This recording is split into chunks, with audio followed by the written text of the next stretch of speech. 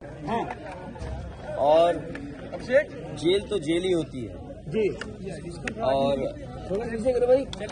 अकेलेपन में कोई रहे और जेल की अपनी परेशानियां होती हैं तो वो तो फेस करनी पड़ती हैं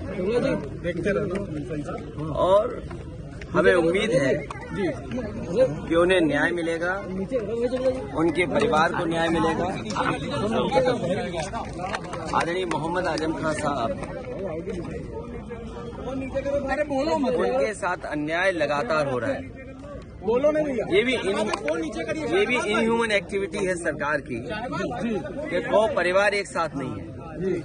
जब परिवार को सजा मिली है और कहीं ऐसा आपको देखने को नहीं मिला होगा कि परिवार के लोगों के साथ ऐसा अन्याय हो रहा होगा।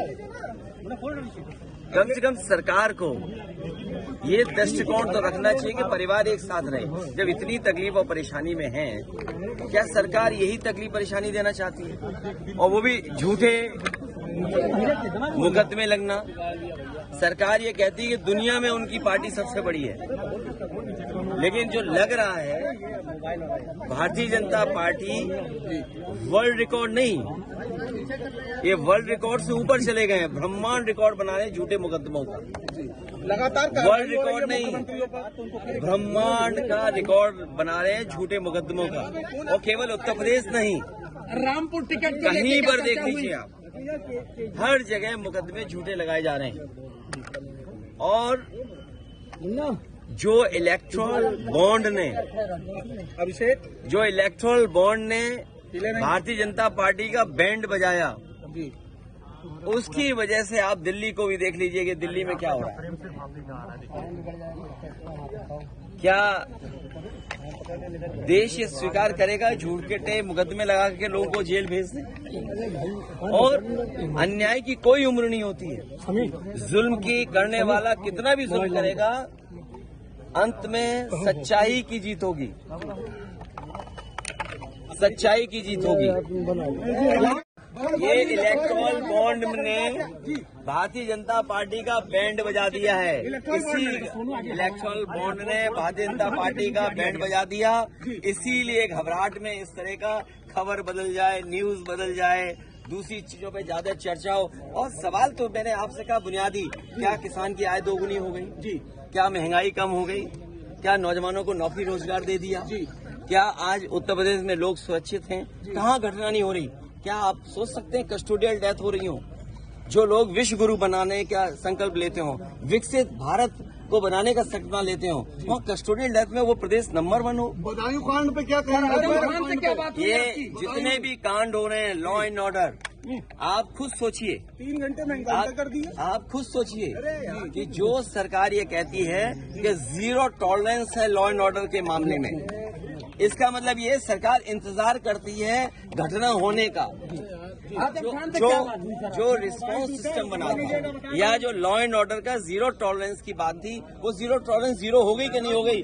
बदायूं की घटना ने साबित कर दिया है कि 0 टॉलरेंस का नारा देने वालों का लॉ एंड ऑर्डर 0 टॉलरेंस 0 है। रामपुर की टिकट को लेकर के और टिकट लेकर के भी चर्चा हुई है। सर पल्लवी देखिए, ये पीडीए ही जीतेगा,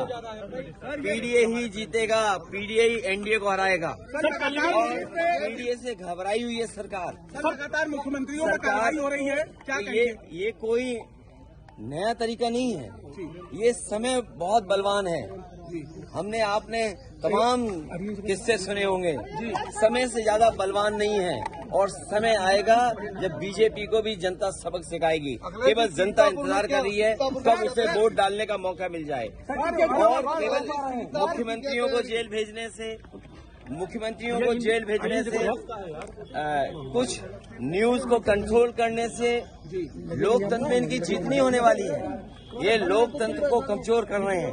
लोकतंत्र में जो आवाज उठाना चाहते हैं, उनकी आवाज दबाना चाहती है सरकार। और सच्चाई तो ये है कि इनके पास जवाब नहीं है। मान लीजिए उत्तर प्रदेश में सबसे ज्यादा पेपर लीक हुए हैं, कोई एक पेपर लीक नहीं हुआ है। जितनी भी परीक्षाएं हुई हैं सबके पेपर लीक हुए हैं। और पेपर लीक होने से जिन बच्चे नौजवानों का भविष्य अंधकार में गया है, मैंने कई बार बोला हूं, मैं फिर बोलता हूं, 60 लाख बच्चे जिनका भविष्य इस भारतीय जनता पार्टी ने उत्तर प्रदेश में छीना है, 60 लाख और उनके माँ बाप को मिला लें तो 60 लाख गुणा 3 कितना हुआ? 1 करोड़ 80 लाख। 1 करोड़ 80 लाख का अगर हम भाग दे दें, 1 करोड़ 80 लाख को हम भाग दे दें 80 से लोकसभाओं से, तो हर लोकसभा में 2,25,000 वोट कम हुआ है। और जिस दल का 2,25,000 वोट कम हो जाए एक लोकसभा में, तो सोचो कितनी घबराई हुई होगी। क्या इलेक्ट्रॉन बॉन्ड ने भारतीय जनता पार्टी का बैंड नहीं बजा दिया? इलेक्ट्रॉल बॉन्ड जो मिले हैं भारतीय जनता पार्टी का, क्या उसका जवाब है उनके पास? और अगर आप दिल्ली वाली बात कर रहे हैं, तो जो आरोप लग रहा है, क्या इलेक्ट्रॉल बॉन्ड उसने भारतीय जनता पार्टी के लोगों को नहीं दिया? तो ये घबराहट में अपना जो मुद्दा बदलने की जो तरीका है, इसमें भारतीय जनता पार्टी कामयाब नहीं होगी। ये कितने भी नेताओं को जेल भेज देंगे, लेकिन जनता को जेल नहीं भेज सकते। जनता इनको सबक सिखाएगी। अखिलेश जी, पल्लवी पटेल।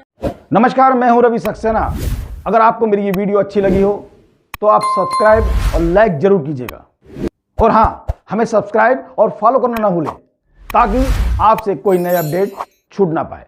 जी हाँ, आप ध्यान रखें, हमारे साथ जुड़े रहिएगा रुहेलखंड समाचार पर, और ये बेल आइकन को जरूर दबाते रखिए।